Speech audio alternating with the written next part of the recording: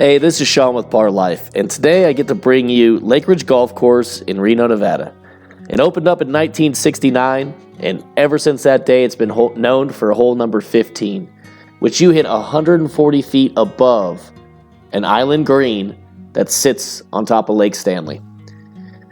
But that's a little bit later on in the video. This one I'm just trying to hit down the middle of the fairway, which I did. And I guess I can give you a little bit of information about myself. I'm no pro golfer. 3 years ago, I started this journey in golf, and I was shooting into 120s. And now I broke 80 for the very first time, and then shot like a 95 right after that. But anyways, if you're looking for a pro golfer, I'm not that guy. If you're looking for the guy that's battling for pars and gets a few birdies, I'm worth watching. So all that being said, I'm just trying not to make an 8. Parred the last hole, didn't film it. Might have been a little self-conscious about being around the clubhouse with the camera. LakeRidge is known for hitting uphill. You're hitting uphill to a lot of greens, and it's all about placement on those greens. Like, I missed this one totally, obviously, but if you're putting downhill at LakeRidge, they're normally ridiculously fast downhill. Didn't hit that chip hard enough. So that's kind of the thing. It's not an overly long golf course by any means. It's just the greens really fight back on the lack of length. This was a really good putt. So I knew my round was going to be a pretty decent round just by that one putt. Funny that putting is like the only thing in golf you can truly do for free, and I refuse to work on it. What's even worse is I know it's the key to shooting low. I guess it just comes down to just want to always strike a golf ball pure, and I can 3-putt and I'm okay with it. This is the first par 3 on the back 9. Today it was playing super downwind. It's 168 yards, and it has water all in front, but to be honest, they're really not in play unless you really hit a bad shot. How it really defends itself is the bunkers that are around the green that are actually pretty tough outs. I was just aiming middle of the green here because the wind was blowing behind me, hoping that it would hold, and it did, just on the back edge with a back flag. Go ahead and roast me in the comments on this one, because I've talked about how fast the greens were downhill the whole time, and for some reason this one wasn't. I'm pretty sure it was because I was putting dead into the wind. But no big deal. I saw the line, and we were talking about 3 putts earlier. I'm happy I didn't 3-putt on this because I make a really good putt here and make it. But normally I've putted this putt before, and normally that is lightning fast and breaks towards the water. Just this time, it wasn't as fast. This par 4 right here is where you have to make a choice. The more left you aim, the shorter the approach shot you're going to have in. The only problem is all the troubles on the left. You got bunkers, OBs left. You have all the room in the world to the right. This wasn't my best strike, but because it was downwind, I got that little bit extra carry, and I cleared everything. So I got a short little approach shot in, one of those feel shots. It's uphill. So I saw a blue flag. My GPS told me it was 100 to the back. So it's so uphill, I figured I'd just play this about 120. I was super happy with how I hit it. This hole is always one of those ones you don't want to be too long because it's a huge hill that you hit down off of. That's like right behind me here. Got up there and saw that the blue flag was in the front, so that was disappointing. But make a good roll here. Camera falls over. It's unfortunate. Now I'm just trying to save par / worst thing, get a bogey. So when I first started playing golf, this was a putt I feel like I had to make. But now, playing a lot the last 3 years, I've learned bogeys don't ruin rounds, pars save rounds, and birdies are the things that you hold on to. Drivable par 4 here, but it has its nuances. One, it's one of the hardest greens on the golf course. 2, everything on this fairway slopes from left to right. The wind also blows from left to right, so the trees on the right-hand side are always in play because even if you hit the middle of the fairway, it can roll all the way down to the trees. So that's why you saw me doing like a little foot dance there, trying to make sure I was aiming far enough left. So there's a front pin location on this, which is one of the worst ones to hit to, because if you're long, it's ridiculously fast downhill coming back.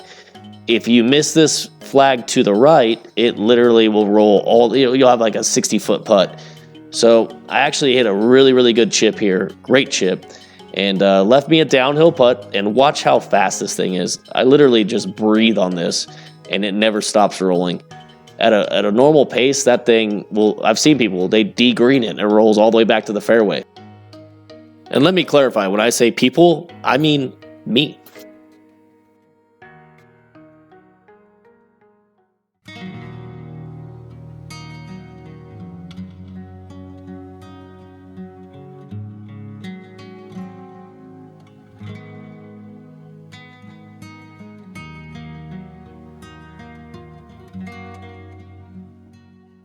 So here it is. This is what you've been waiting for. Hole number 15.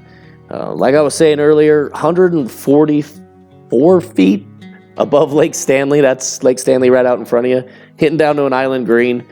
I've lost a lot of golf balls here, so here's a little tip that something I've kind of figured out through all this. Don't try to hit the green. Try to hit it in the bunker in the back. 226, so try to hit it like 240. That being said, this is one of those holes that just makes you appreciate golf. One that as soon as you get up there, actually before you get up there, you got to take a photo of, take a selfie, update your Insta, you know what I mean? But yeah, it's a fun hole, but it's a very challenging hole.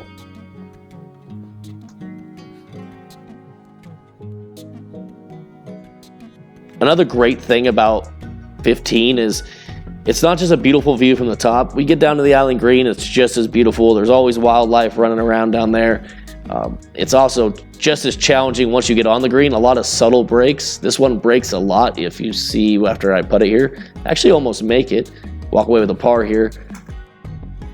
In synopsis, it's just a hole that you have to play if you ever come visit Reno. You got to come play 15 at LakeRidge. It's a must. It's just one of those holes where you got to take a selfie even after you lose a Pro V1.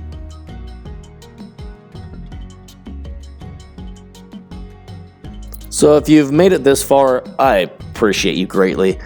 Hit the like, hit the subscribe, but more than that, do me a favor. So I know you made it to the halfway point. Comment ham hock. Ham hock in the comments so I know that you made it halfway.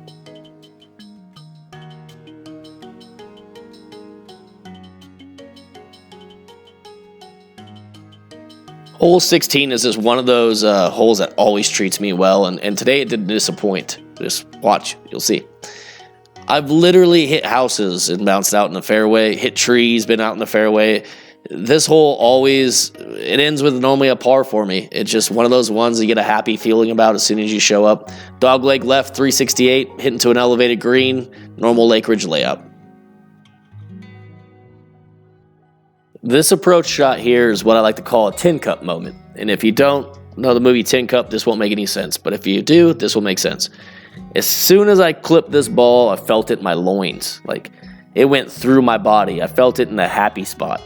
And it's just one of those feelings, if you've ever golfed, you know that you hit a great shot before you even see where the ball lands. Hole 16 did not disappoint me. I wish I knew what it did. Did it hit the flag stick? Did it roll up? Did it just check? Either way, tap in birdie. Super pumped. At this point, I'm excited. I'm just trying to keep the momentum going and not blow up. Hole 17, it's an interesting one. It's another decision hole, right? So everything to the right is OB, houses. You got all the room in the world to the left. You got more room than you'll ever need. I bet you these houses just get smoked with golf balls left and right. If you look, I'm aiming at them and trying to draw this back over. I actually pull it, which worked out well, and I'm underneath this tree to the far left, just short of the green. But yeah, it's definitely a drivable par 4. And if you slice the ball, just don't say a word and just listen for the thud of the roof of a house. So this is a pretty easy green to normally hit. Because it's a short par 4, I actually have a great angle at it too. I hit a really poor shot and I'm extremely short. It's another normal LakeRidge layout to where obviously you can see I'm hitting uphill to this green. The wind just really took this ball, but more than anything, it was a horrible strike. So no excuses aside, my arm hurt, my leg hurt. It's later in the round. Now this looks like it was actually a really good shot, but it wasn't. This is my par save putt. Camera blew over again, and rather than show you that, I just figured I'd pick it up from here. So this is a safe par, but this is what makes LakeRidge hard. Look at this putt. It looks straight forward, just tap in, and then right at the end, and just snap left. So I got a bogey. Again, not mad at bogeys. They don't ruin rounds. It's not a big deal. Pick it up. Let's go get a par. Hole number 18 is super fun. Par 5, not super long par 5. They got a bigger par 5 on the front. It's like 600 and something yards. But this one's all about your second shot. That's what makes this one fun. Yeah, you just get off the tee box clean, actually pull this ball, barely get over the sand trap, get lucky.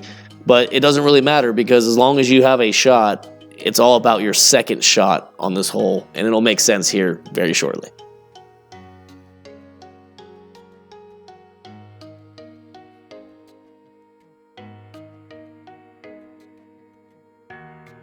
So being left, I kind of blocked myself out, so it's an automatic layup. I was trying to actually hit this more out to the right because you have all the room in the world. But if you're playing this hole for the first time, try to be more right-hand side of the fairway. It gives you a better angle in. Because anything to the left of those trees, besides hitting the trees, anything to the left is dead. It's a giant mountain. It steals golf balls. I get lucky. I pull this left of where I wanted, but it was right over the corner. So I had just enough carry to make it, or else I would have lost the golf ball. But yeah, if you ever play that hole, play it out to the right, and then you can lay up to the right, or you have a better angle to get there in two. This hole is also protected by a super tough green. If you miss anywhere on this green to the right, it degreens, it releases. If you're long, it's like that other hole. If you're long, you got a putt coming back that's probably guaranteed 3-putt, super fast.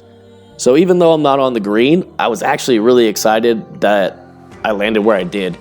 If I would have landed anywhere on the green short, it would have been well below the hole and probably had like a 30-foot putt. This was the best worst option, I guess is the best way to put it. And you'll see on this putt why, and why I was happy where I'm at.